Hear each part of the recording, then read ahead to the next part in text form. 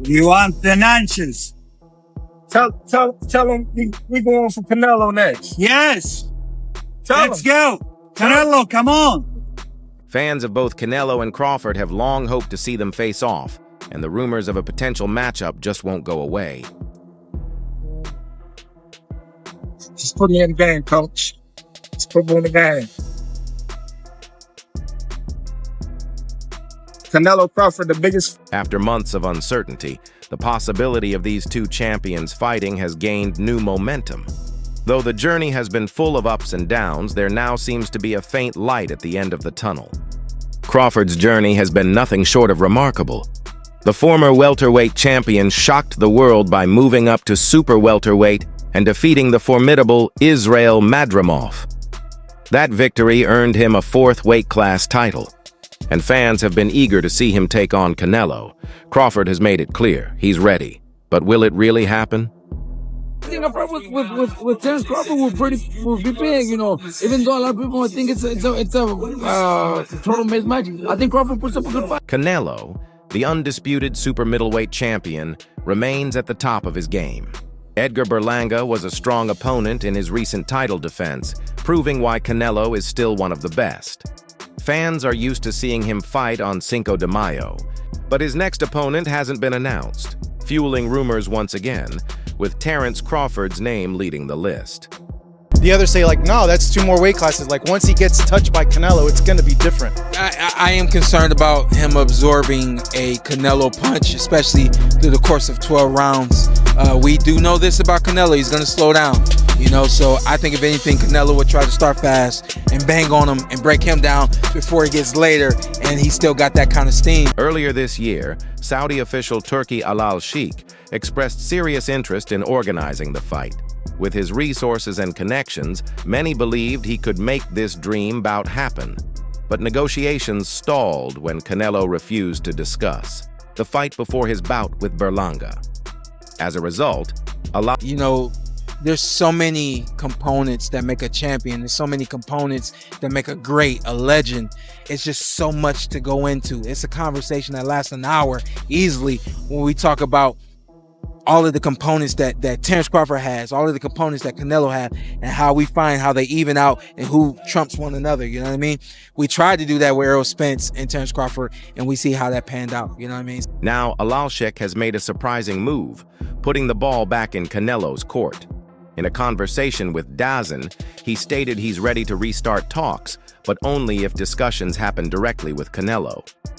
"I don't know anyone from Canelo's team now," he said, "but if he's here..." I do wonder how effective Crawford can be if he keeps moving up in weight. You know, like, you're starting to see that, you know, now he's not quite as strong. The knockout streak is over.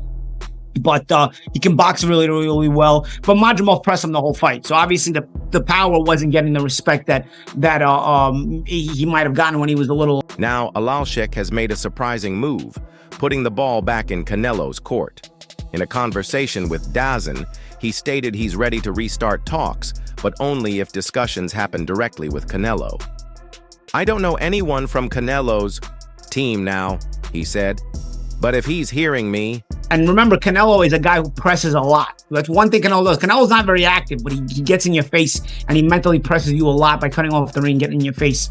So I start to wonder if going up to super middleweight is going to be a bridge too far for Crawford. But hey, man, he got the win, and I guess that's going to be the talking point from now as well. Fans are buzzing with excitement. Canelo has faced criticism recently, especially after David Benavidez accused him of turning down a $70 million offer to fight an undefeated former champion. Regardless of the truth, it's added pressure. A Crawford fight could... When you say, "I want Canelo," is there anybody in the camp that would say, "You're not ready for this"? That's a big boy. He's strong. That's a conversation. It's not just, "Oh, man, you will whoop his ass."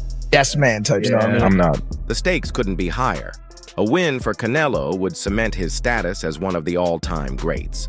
A win for Crawford would make him a legend. Fans are already imagining the fireworks, with both fighters known for their skill, strategy, and heart. Al-Sheikh's involvement adds intrigue. He's proven he can... Everybody wants to fight me. Everybody calling me out and everything. And, you know, like I say, I have nothing to win with Crawford. 2-3 weights plus less than me. But if the money is right, why not? Right? Why? Alalshik's latest comments show he's still invested in making Crawford versus Canelo happen, despite earlier saying he'd pursue other big fights for Crawford.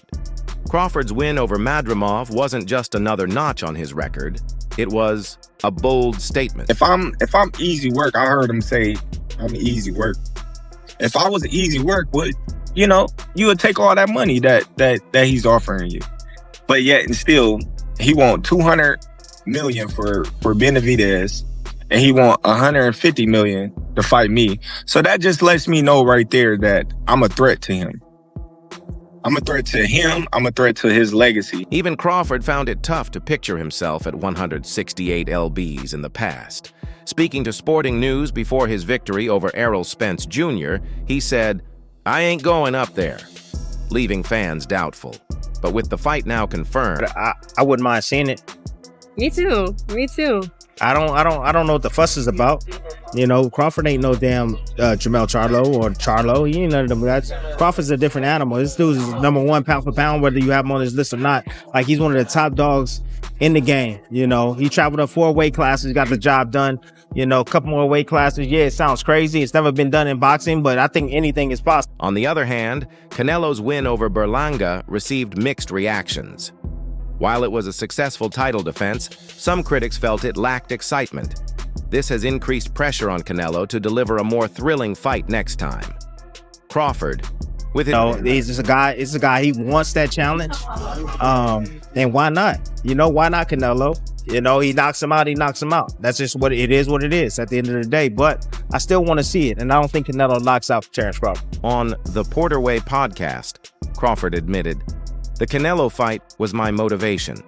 The idea of moving from lightweight to super middleweight with no catchweight is daunting, even for someone as decorated as Crawford. But that's exactly what drives him. It'd be crazy for a guy that started at 135 to go all the way to 168 and dethrone you," he said. He knows the risks and the potential for history. Still, Crawford remains grounded. "Man, it's something to talk about. Retirement, But I'm still doing what I do." He's respectful, while Canelo has been more dismissive.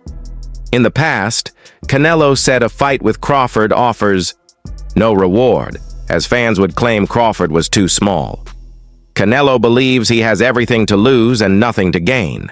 I think 54 is going to be enough for him. Him going up to fighting, quote unquote, if it should happen, Canelo, I don't see that ending well. It's just too much and too far to go. But that's what it would take. Crawford, however, won't back down. His victory over Madrimov brought him one step closer to this historic matchup. Yet Canelo wasn't impressed. Speaking to Fight Hype, he questioned the result, saying, "I think he lost or drew the fight." Crawford fired back on the Porterway show, pointing to Canelo's own struggles at higher weights. "He moved up and lost. I moved up and won. So don't do that, Canelo." I think Canelo still bodies Crawford. I'm going to put the fans still. Because at the end of the day, Canelo's coming down from a weight where Crawford's going to eat his way up to a weight.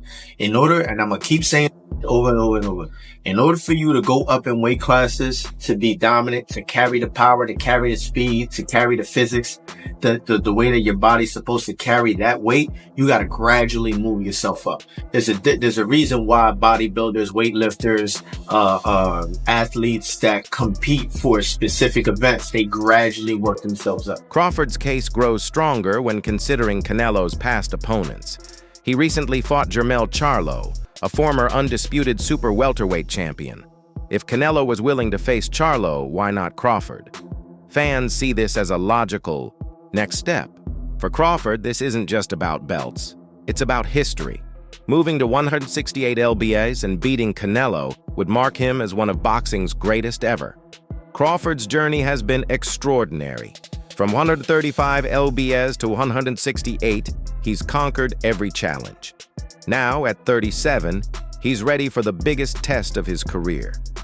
For Canelo, the fight offers a chance to silence critics and prove he's the best of his era. As the boxing world gears up, one thing is certain: This is more than a match. It's a battle of will, skill, and legacy. When Canelo fought Charlo, besides the knockdown, Charlo was able to protect himself very well against Canelo's onslaught. The only problem was, while protecting himself, there was no offense. Both fighters have taken different paths, but they share. Canelo slows down, but the size advantage is real. Speaking to Box Nation, Khan said, "Canelo is a beast. I fought both guys, and size always wins. There's a reason for weight classes. Crawford is special, but getting hit by someone like Canelo, especially over 12 rounds, is a whole different story." His first-hand experience gives weight to concerns about how Crawford might handle Canelo's power.